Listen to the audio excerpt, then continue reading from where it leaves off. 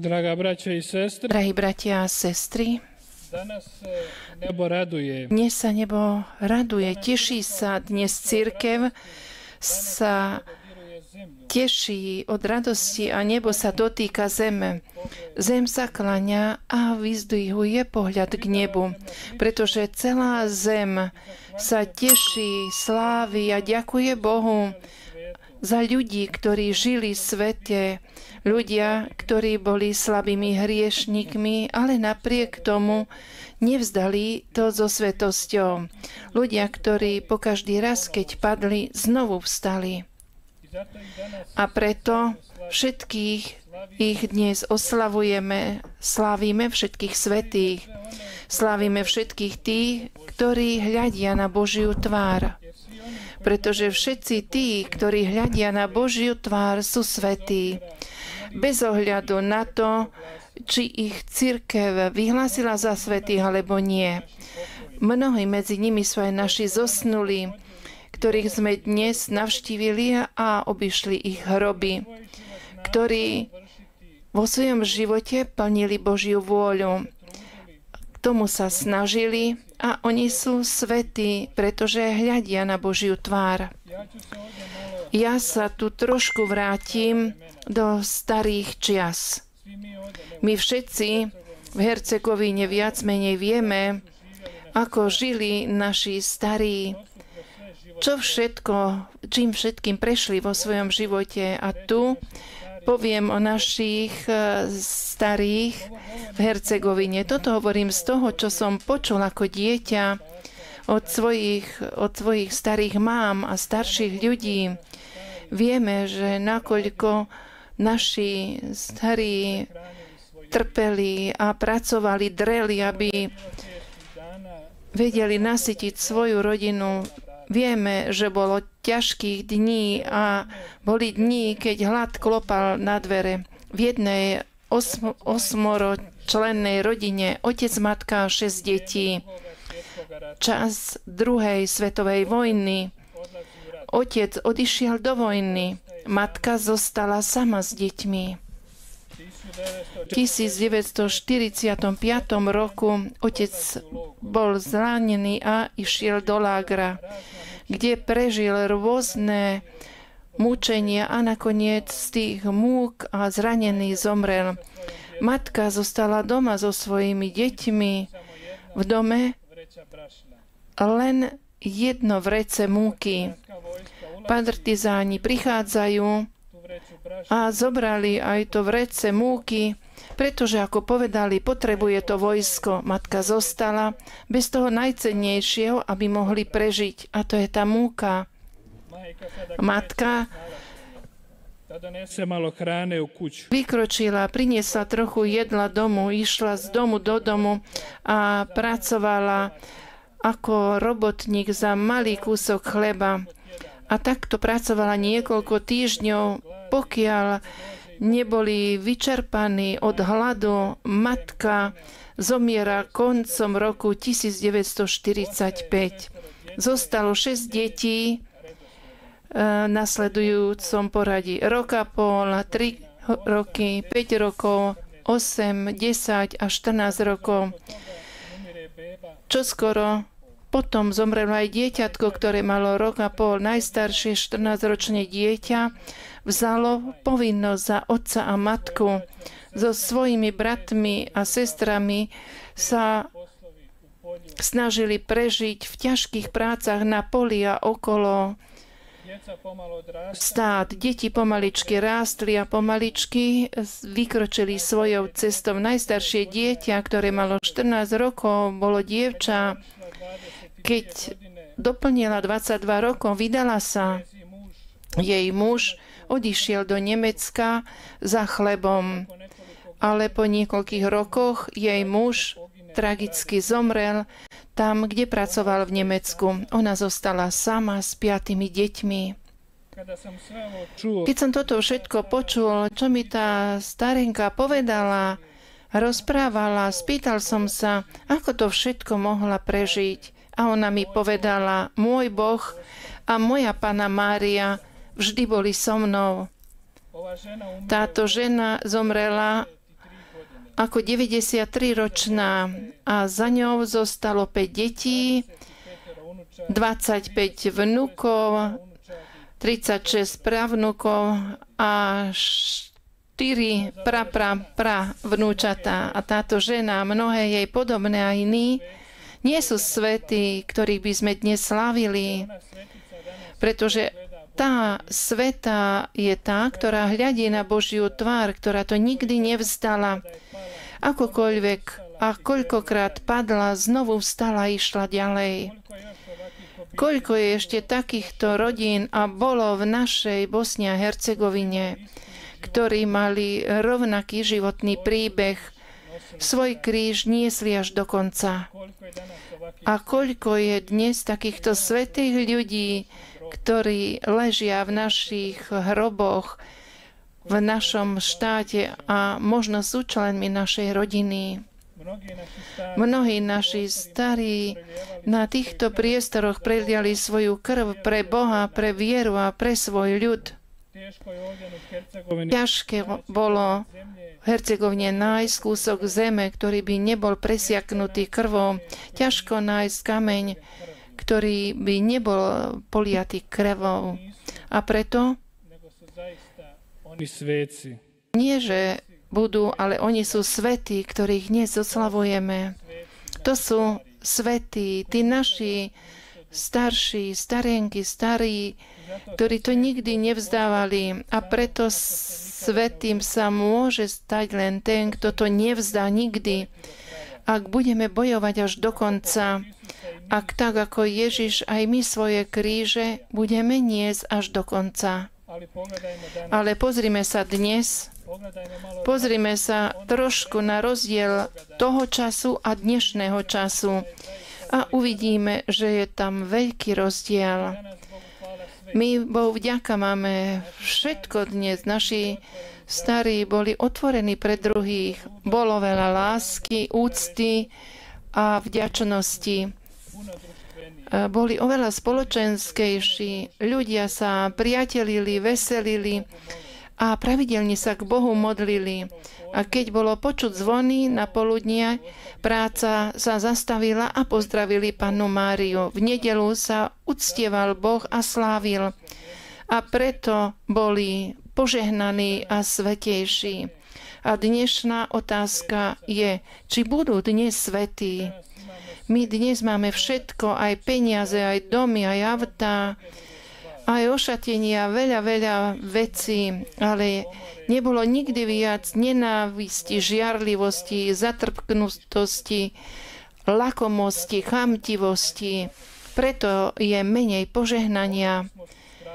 Modlitbu sme skrátili a môžeme povedať, skoro sme ju vyhodili zo života. Dnes, keď napoludne počuť zvony, málo ľudí sa zastaví a pomodlí sa Anjel Pána. Nedelu sme zmenili na obchod a shopping tam, kde sa nám dá nakupovať a preto je málo ľudí v dnešnej dobe, ktorí sú svätí. My všetci sme sa ako si stratili a máme nejaké výhovorky, nielen my veriaci, ale aj my kňazi. Tento svet nás pomaličky zotročuje a Ježiš aj naďalej pozýva k svetosti a na vytrvalosť. Pozýva a pozýva. A my sme aj naďalej hluchí a hluchejší. Počuli sme v Evanjeliu Ježišové blahoslavenstva. A čo sú vlastne blahoslavenstva? Je to ako recept, ktorý dostaneme u doktora. Ak chceme byť svätí a chceme nasledovať Ježiša, je dôležité, aby sme si každý deň vzali jedno blahoslavenstvo. Vieme, že keď ideme k lekárovi a chceme byť zdraví, doktor nám predpíše rôzne lieky. Tento liek pre masnotu, pre tlak, pre srdce, pre žalúdok. Ak to budeš užívať, možno, že sa uzdravíš. Tak je to aj s blahoslavenstvami. Toto blahoslavenstvo je na toto, to blahoslavenstvo je na tamto. Ak budeš to brať ako tabletky pravidelne, môžeš byť aj ty svätý. A teraz je len otázky, či ja to chcem.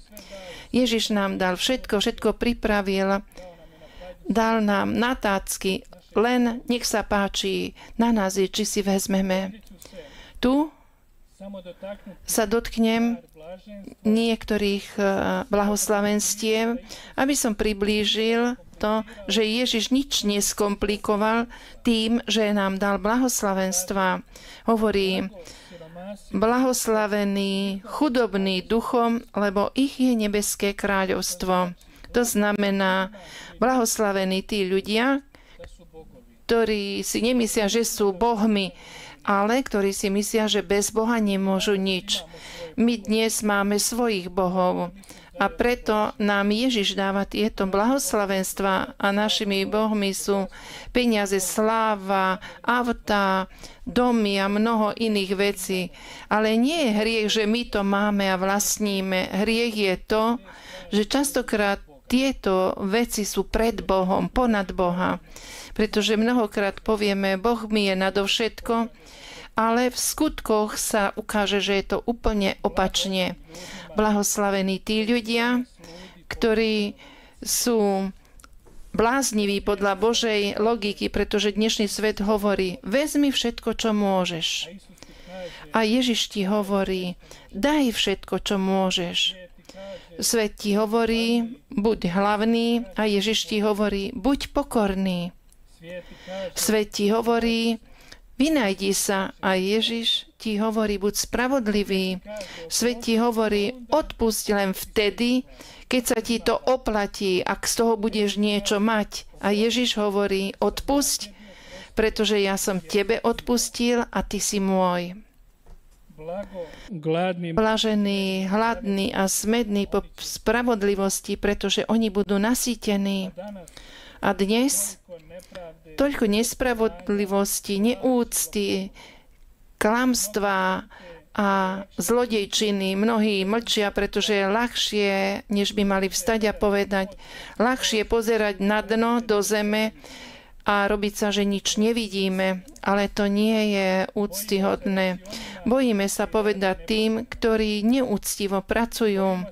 Bojíme sa povedať niektorým politikom a mocným ľuďom, že sú nespravodliví. Mlčíme, pretože sa bojíme, lebo oni majú moc a že nám uškodia. Ježiš jasne hovoril a vyzýval ľudí, nie natoľko ľudí, ako ich hriech. A preto treba povedať pravdu. A u nás, v Hercegovine, aj v Bosne, aj v Chorvátsku, aj po celom svete sú aj politici, aj tajkúni, aj ľudia, ktorí kradnú, klamú, chamtia a pozerajú len svoj úmysel a záujem. A netreba sa bať povedať pravdu, pretože pravda nás oslobodí. A preto Kristus hľadá srdcia, ktoré horia po pravde, aj keby nás tento svet nazýval bláznami. On hľadá mužov a ženy, ktorí nepredajú pravdu za hrst peňazí, ktorí nezmenia tvár za kariéru, ktorí sa neodvrátia, keď druhí trpia. To sú dnešní svätí, ktorí takto robia. Nie tí, čo nosia svetožiare okolo hlavy, jak je to na niektorých fotkách, ale nosia svoj kríž. Blahoslavení ste, keď vás opovrhnú kvôli mne a prenasledujú a všetko zlé budú vás potupovať a na vás nepravdivo hovoriť. Toto je asi to najpravdivejšie blahoslavenstvo, ktoré vyslovil Ježiš. Preto my sme takí, že by sme boli radi, keby nás všetci ľudia mali radi a tlieskali nám, ale lepšie je vziať kríž. Kto chce byť svätý, musí byť pripravený, že ho nepríjmu. A dnes, ak obraňuješ vieru, tak hneď tá nazvu, že si zaostalý. Veď dnes je 21. storočie. Viete, bratia a sestry, aké je pekné, tak ako Ježiš, byť zaostalý. Mne už to miliónkrát povedali a som rád, keď mi to povedia. Čím viac mi to hovoria, tým viac mám túžbu, aby som bol vždy taký silnejší v slovách. Ja nepotrebujem 21. storočie. Ak povieš, že si proti potratom, hneď ťa uderia, že si proti ženám a ženy chceš urobiť otrokyňami. A musím sa priznať, že posledný rok dostal som rôzne tituly a názvy, mená, od ktorí nezhodujú sa s tým, čo ja hovorím. To, že zvestujem Kristovo evanjelium. Ale musím poďakovať za tie mená, tituly, ktoré mi dávajú, pretože to vo mne prebúdza ešte väčšiu túžbu, aby som bol ešte prísnejší v zvestovaní Kristovo evanjelia. Ale prečo sa búria ľudia? Prečo nechcú prijať Ježišové blahoslavenstva? Preto, lebo dnešný svet má svoje blahoslavenstva. Nechce Božie blahoslavenstva, ale svet dáva tie svoje blahoslavenstva, aby sme boli podľa miery tohto sveta. A tie blahoslavenstva, týmto aj skončím, hovoria blažení bohatí, pretože si môžu kúpiť všetko, blahoslavení tí, ktorí sa vynájdu, aj keď klamú a podvádzajú, blahoslavení tí, ktorí majú známosti, blažení tí, ktorí majú veľa priateľov na Instagrame, blahoslavení tí, ktorí dobre vyzerajú, aj keď majú zhnitú dušu. Blahoslavení tí, ktorí nikdy nemlčia, aj keď hovoria do prázdna. Blažení tí, ktorí šliapu po druhých, aby sa dostali na vrchol. Blažení tí, ktorí myslia len na seba. To sú blahoslavenstvá tohto sveta, ktorý nám dáva tento svet. A nakoniec, bratia a sestry, sviatok všetkých svätých slavíme, ale je jedna žena, ktorá stojí ponad všetkých svätých, a to je blahoslavená Panna Mária.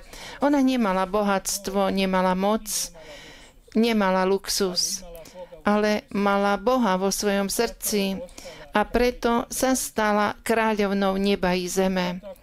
A preto, ak nevieš, ktorou cestou kráčať, choď za Máriou. Ak nevieš, kde je Ježiš, spýtaj sa Márii.